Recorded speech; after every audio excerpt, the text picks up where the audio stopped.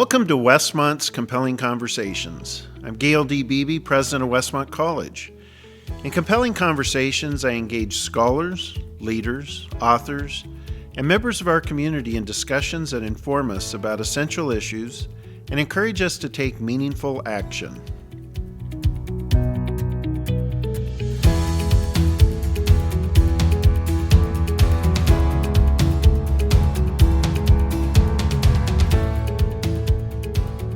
It's my joy and privilege to welcome Dr. Carmel Saad to today's Compelling Conversation. Carmel is just an amazing part of our faculty and our administration. She serves both as a professor of psychology and also our chief diversity officer.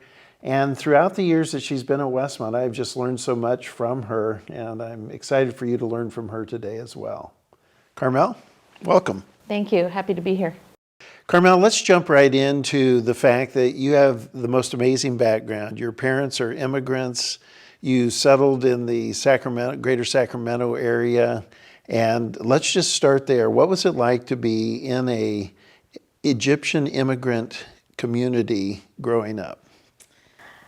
It was a very rich experience. So growing up in a traditional Egyptian home, but in the United States, I had to learn how to navigate traditional Egyptian conventions and mainstream American conventions. And so it was a lot of learning how to adapt to different environments while at the same time being true and authentic to myself. You have a very rich faith tradition. You were raised in the Coptic Orthodox community. What was it like being raised Coptic Orthodox, and how does that continue to influence you today?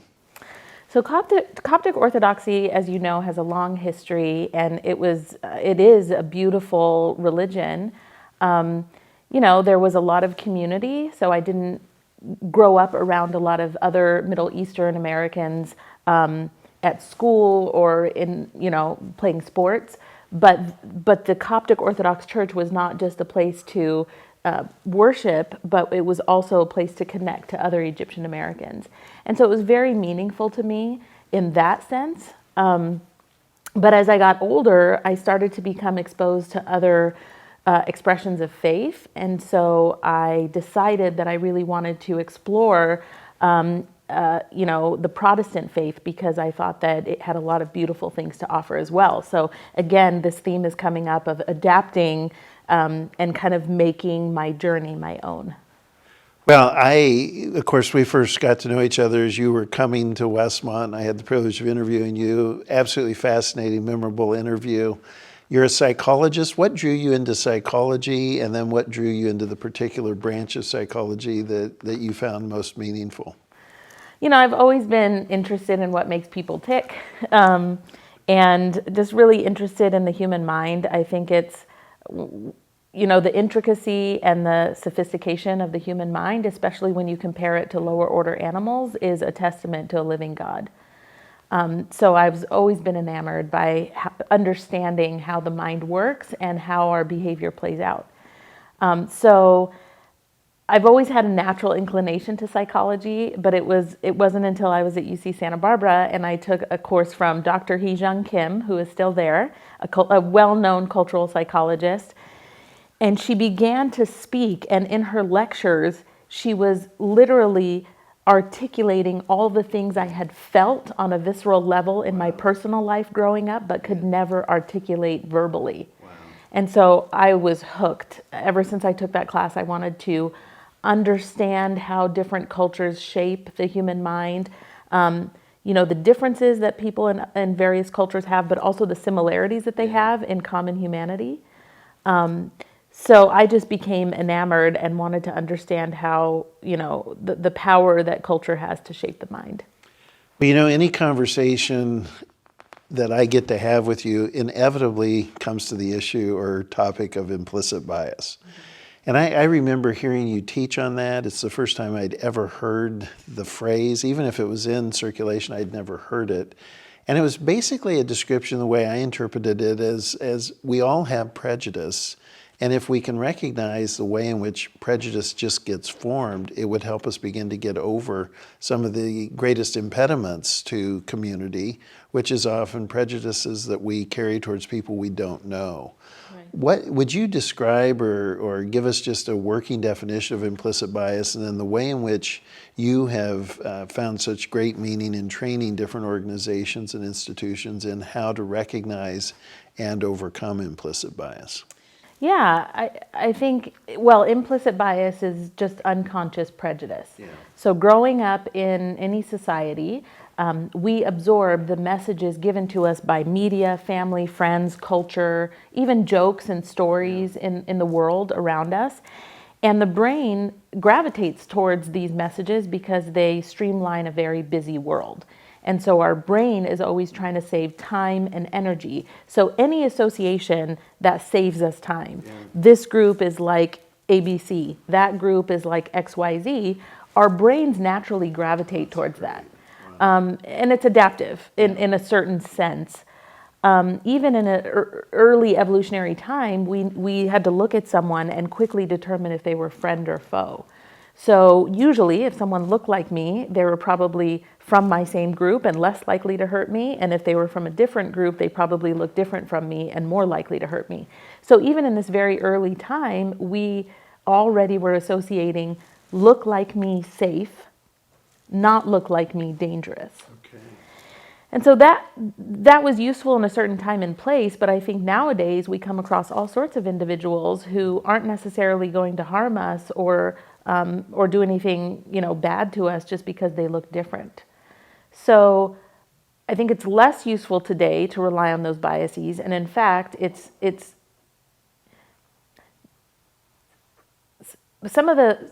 one thing that is worth it for the brain to use its time and energy on is to understand people, because there's no better way to love somebody than to allow them to tell you their story. So it's very important to take the time to get to know somebody. Oftentimes when we're trying to apply these rules to things, it works really well with objects. So if I've never seen this particular mug before, I don't have to sniff it and weigh it and examine it closely to know how it works, because I've seen other mugs that look like it and it probably works the same way. But people are different, and the way that we interact with people is different than the way we interact with objects.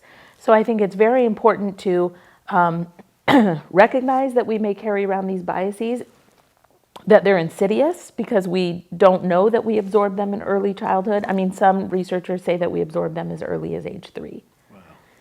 Wow. So we don't know that we've absorbed them, and then we don't know that they're leaking out onto our behavior towards others and undermining our own conscious intentions to treat others with love and to treat them with respect and dignity. So the difficult part is that people get defensive because nobody wants to tell you that there's something wrong with you, and oh, by the way, you don't even know about it. So I think what's been most meaningful about my work is, one, knowing the research to understand, okay, this was adaptive at a certain time and place, but it's no longer adaptive, so there's nothing inherently wrong with me or my brain, but that it's still important to enhance my awareness of what my biases are so that I can be empowered actually to stop them from leaking out onto my behavior and align my behavior more with my conscious intention. You shared with me recently about that even though there's some complexity around being able to demonstrate implicit bias or test for it, that if you broaden out to social settings like the Deep South, that you do see kind of the sociological or the societal effect or impact of implicit bias on different regions. Could you elaborate on that? Yeah, so there's some really interesting work that's come out recently on implicit bias, particularly the implicit association test out of Harvard. Okay. And a lot of people have questioned its ability to be a reliable or valid indicator of behavior, and these arguments are pretty strong. But while the traditional implicit association test might not be a great predictor of individual behavior, researchers like B. Keith Payne have found out that it is a great predictor of bias on a regional level. So they've done these really interesting studies where they take the individual implicit bias test scores of a group of people, and they find that it correlates with the structural inequities in an area. And not only that, it significantly correlates with the amount of slaves in that area in the 1800s. So I think the implicit association test is a greater predictor of aggregate bias rather than individual bias. Oh, excellent distinction. When a few years back we had the privilege of hosting Daniel Kahneman to campus, and I know we had you introduce him at one of our events, and also you had told me about the influence of his writings on your own work. Talk a little about the influence of Dr. Kahneman on your own work. Daniel Kahneman and Amos Tversky really popularized this idea that, that we have these cognitive biases, that we have a fast thinking program in our brain and a slow thinking program. So the fast thinking is the more visceral, the one that's more susceptible to biases, and then the slow thinking, which is our more conscious, deliberate thought processes. Yeah. And so he really laid the foundation for how we think about these things. Him and some others, but he was definitely a prominent figure in even allowing people to think about the nuances with which the human mind works. Right. Now, you have recently been appointed the Chief Diversity Officer at Westmont, and that has a wonderful but also really distinct challenge and responsibility. What are some of the hopes and dreams you have for your work as our Chief Diversity Officer? I would love to bring more compassion. I think compassion is key. To be able to take somebody else's perspective and to understand that difference makes us stronger and that diversity is a feature, not a bug. Oh, excellent. So I feel that a lot of conflict could be avoided if we all appreciated the fact that people are different. Yeah. I mean, personal conflict, professional conflict, societal conflict. And when we talk about being the salt and the light in the world, of course we all have our, when we talk about a place like Westmont, we have our common identity in Christ, and that's really important to us. But we also have our own individual life stories and lived experiences that should be appreciated rather than minimized. Yeah.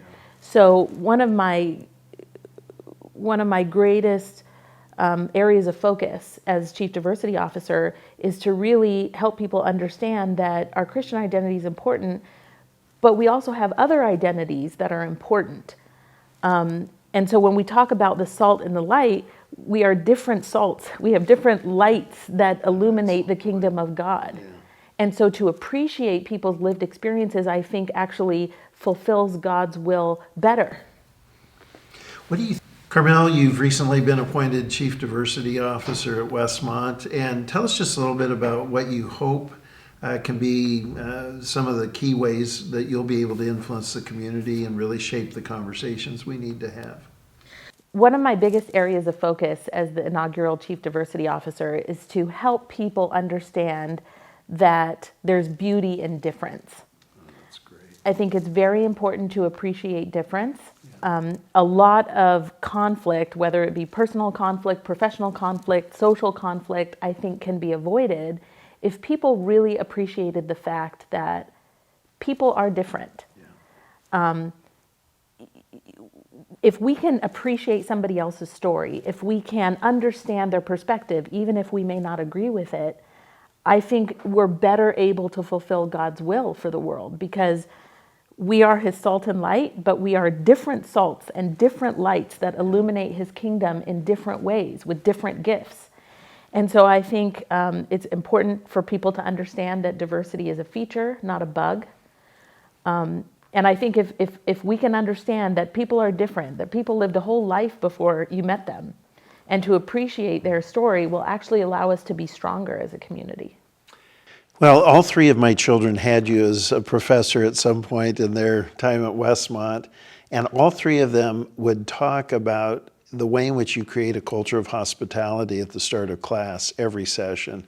And even today when you came in, the first thing you asked me was, how am I doing? Which I just find a beautiful quality in you.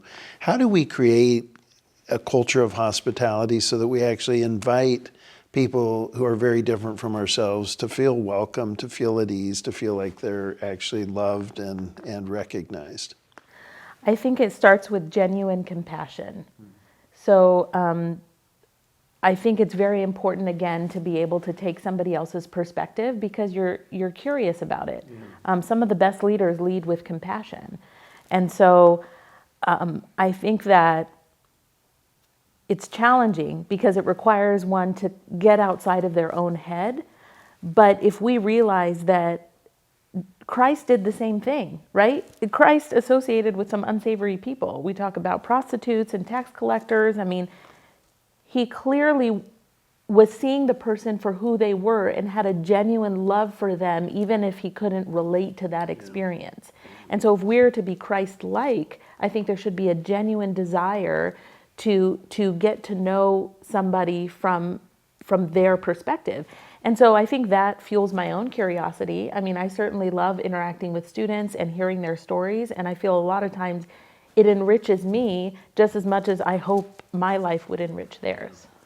What do you find are the greatest inhibitors to that? What are the things that cause us to hold back or not embrace that? Because that's such a genuine and beautiful portrayal of how life could be.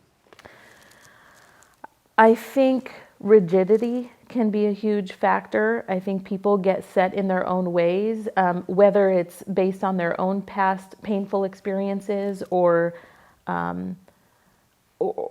hurt that they have, maybe some uncertainty about their own future. There's some insecurity there that I think can oftentimes block this genuine curiosity about others. So I think just trying to follow Christ's example of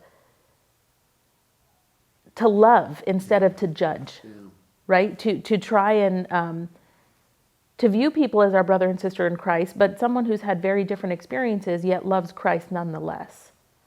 So, I mean, I think that can really emotionally connect us with people who are sometimes very different from ourselves.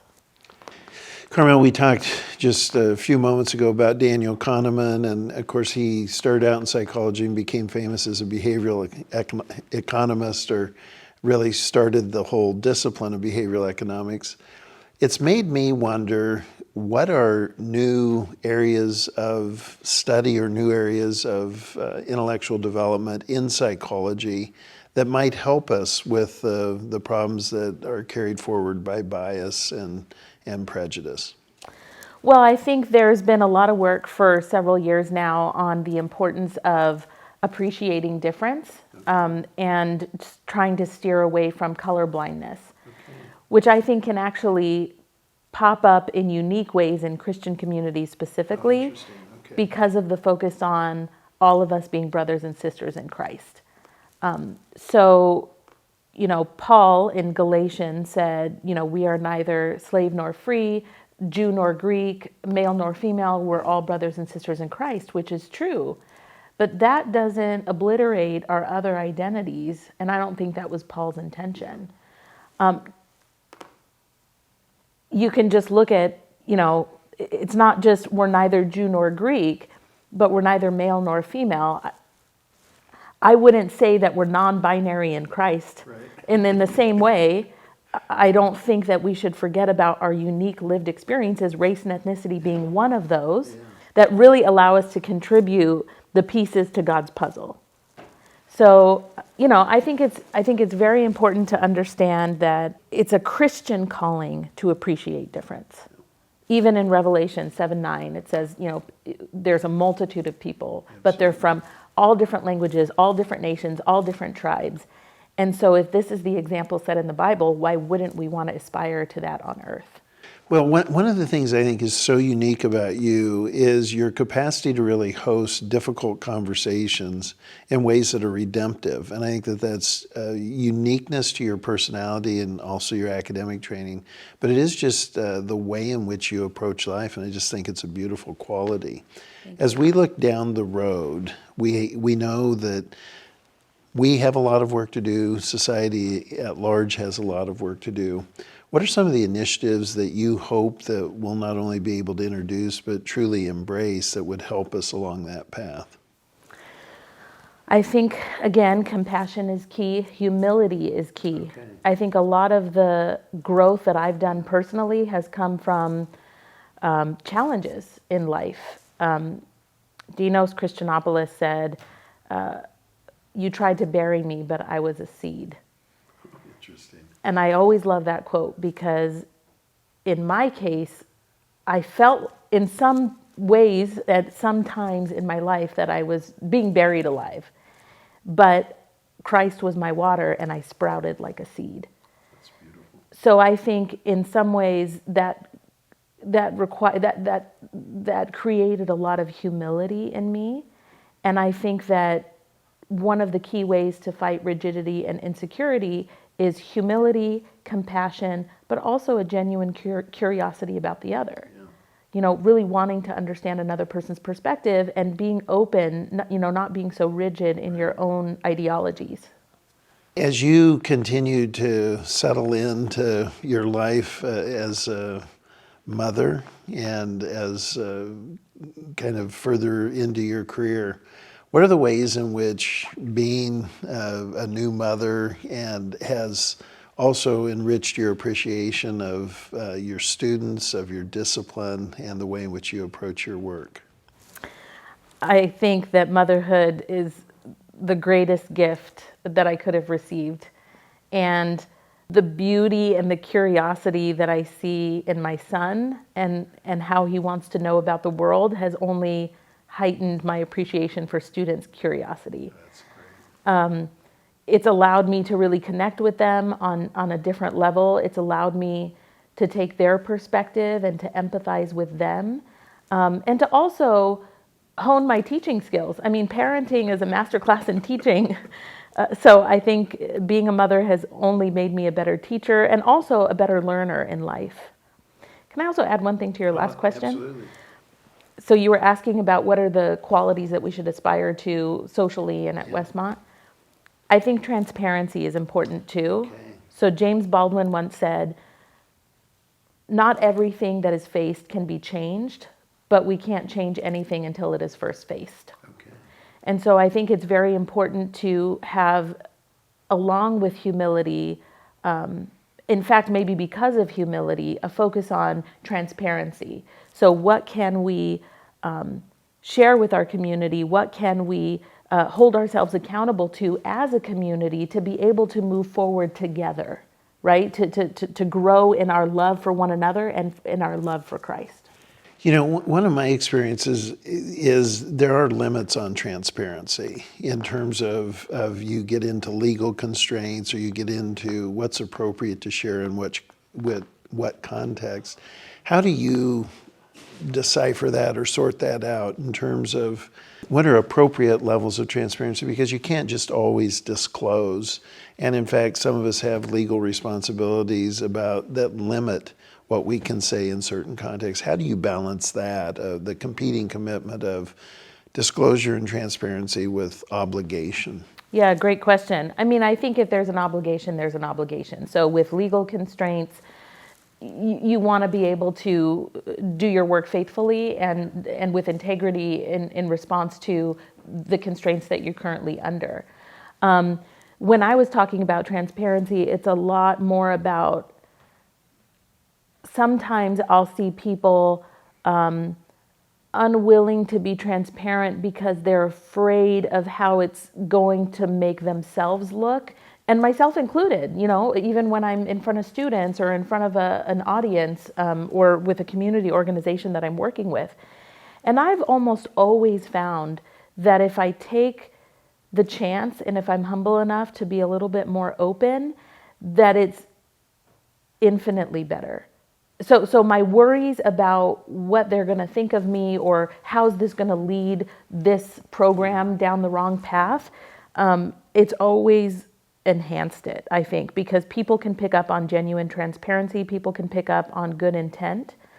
And so I think when they see someone who's genuinely engaged and taking the risk to be transparent about things that they can be transparent about, that it builds a rapport that then starts a snowball effect with trust. Yeah, that totally makes sense, and I love that answer. I experience you, and I think this is true to you, of being incredibly emotionally present. Is that a discipline, or does it just come naturally to you? And if it's a discipline, what has helped you cultivate that? Thank you. I think that my more challenging experiences adapting to many different environments growing up has allowed me to be more emotionally present. I don't think it was always easy because there was a lot of switching back and forth between one culture's conventions and the other, not to mention the gendered expectations that come with those different cultural conventions. So I think that just allowed me to be emotionally present, but I also think a lot of the challenges in my personal life have also fostered the desire to be present, to appreciate living in the moment, to be open to what people and events have to teach you. And I think I've learned in my experience that when you're too focused on your own plan or you're too rigid to get things done, that sometimes you're not open to the spontaneous lessons that life can teach you. Well, that's a beautiful answer. As you look to the future, you look at where we are in the wider culture of our country, and it's very fraught with a lot of division. What can we do? What are constructive ways that we can engage our culture that will make it more positive, constructive, less divisive? I think people ought to try to take the perspective of the other. We oftentimes think we do this well, but we don't. That's one of our biases. We tend to bolster our own self-esteem by thinking everyone else is biased but me. But that's just called the bias blind spot. We, of course, are all subjective, including myself. And when you encounter someone who has a different perspective, pause, which is sometimes difficult to do because we live in a very busy world and people don't want to necessarily pause. But if we can pause for a second and say, maybe my experiences shaped my ideology and their experience shaped their ideology. I don't have to agree with them, but let me just ask them about their story. Maybe they have valid points, or maybe at the very least they'll spark an idea in my mind that will be interesting to me or that I'll want to follow up on. So I think it starts with, again, the humility that then leads to the compassion of wanting to hear somebody else's story and be able to take their perspective. What has been a perceptual shift for you, and what stimulated it? When did you go from seeing things one way to seeing them maybe not a completely different way, but in a greater nuanced way, and what prompted that? So when my son was born, he had several pretty serious health issues. And I had some other things going on in my personal life that was a culmination of crises, I would say. And I sort of thought, well, I've done everything right up until this point. I've done everything right up until this point. I did everything I was supposed to do. I've achieved. I made the parents proud. And I had to ask myself, what's it all for? Is it meaningful? When you have a child that's sick, you realize there's nothing more important than your child's health. Yeah. Nothing in the world. Absolutely.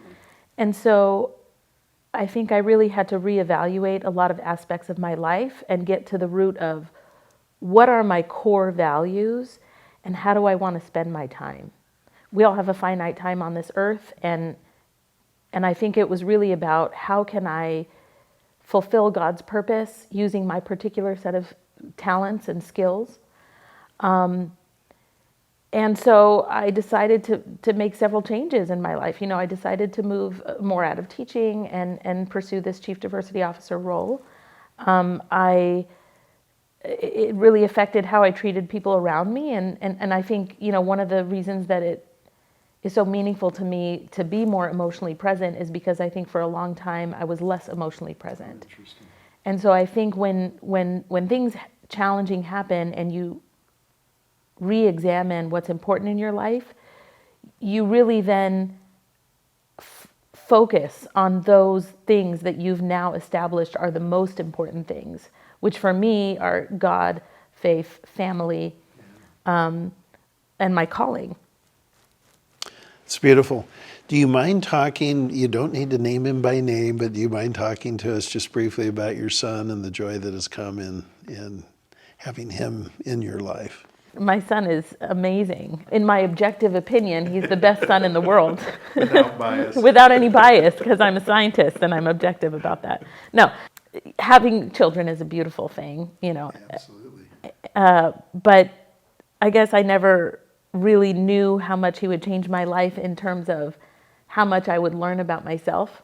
So I think a lot of these epiphanies came from seeing the world through his own eyes, seeing his own strengths, seeing his own challenges, and reflecting on how I can help him through these challenges, and in the meanwhile helping myself through those same challenges. I think he has so much to contribute to the world, and it's just so exciting and hopeful and optimistic to see where he's going to take his gifts. He's only 4, but he has a lot of gifts I can see. I think it just grounds you. I think there's a community just in realizing that parenting is hard, and when you talk to other parents, understanding that as wonderful as you think you are professionally, everyone is kind of leveled. There's a level playing field by parenting. So I think it's grounded me, it's humbled me, it's made me more sharp and acute professionally, but warmer and more empathic personally. Oh, that's great. Well, it's wonderful to always see you with your son, and he clearly is a huge source of joy in your life. So wonderful to see. If you could reprioritize any national priority, what would it be, and how would it contribute to making us a more compassionate, empathetic country? So all the health experts say that the 3 most important things are getting a good night's sleep, eating well, and exercising. And I think there's a lot of people who aren't able to eat well. And so I think it's always been very important for me to understand that we ought to take care of our brothers and sisters who aren't able, who don't have food security.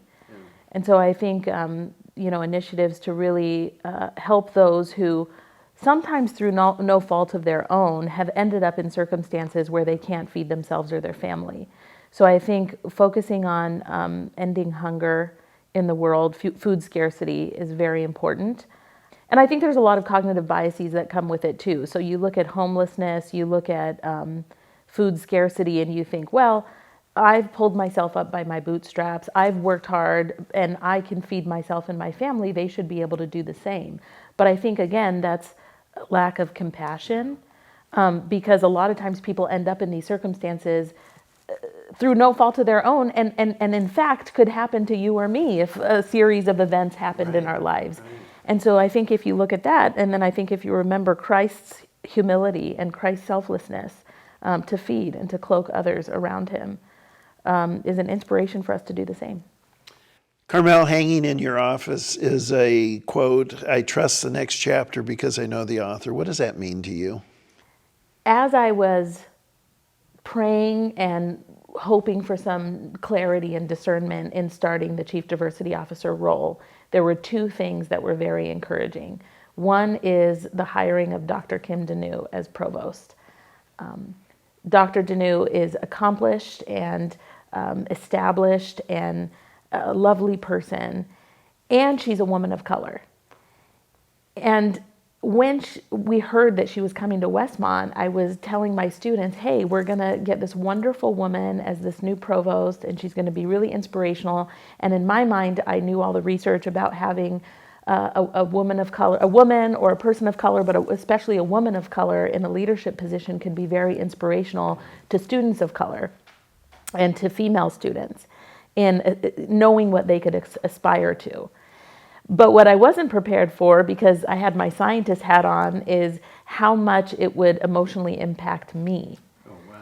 And so it really showed me that I could succeed in an administrative role. And not that I didn't know that, Right. but it just sort of provided further evidence and was such an encouragement to me. Yeah. And the second thing is, the first time I walked into my new office as a chief diversity officer, there was nothing in it except this photo that says, I trust the next chapter because I know the author.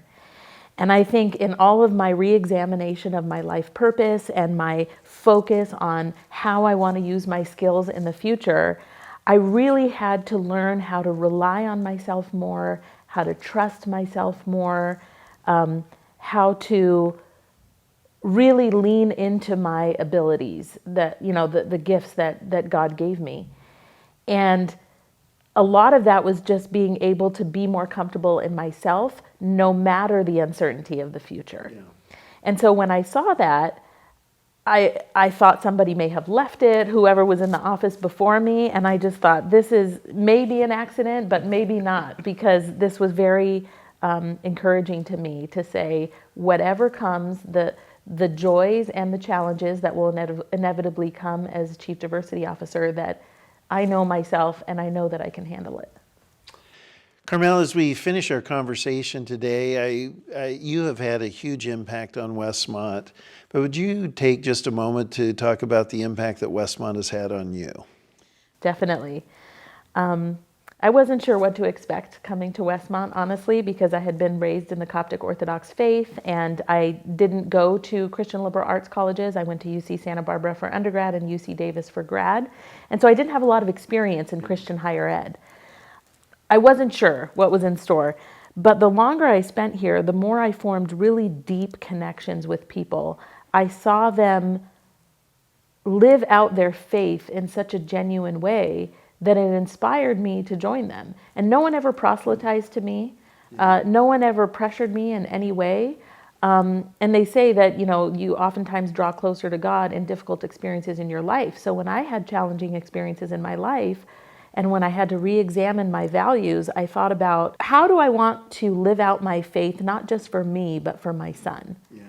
And I decided that I really wanted to join the Protestant evangelical community. And so I left the Coptic Orthodox Church and joined the Protestant church because I saw this deepness of faith. Not that there's not a deepness of faith in the Coptic Orthodox Church, but the style with which they express their love of God was more compatible with what I wanted for myself and for my son. And I really have to credit my colleagues at Westmont. I mean, I love my colleagues at Westmont. I think they're brilliant. I think they're accomplished. I think they're ambitious. But most of all, they love Christ genuinely, and they show it. And they don't know the impact that that's had on me. Carmel, thank you so much for sharing your story with us today. Thank you for having me. Join us next time for another compelling conversation with President Gayle D. Beebe.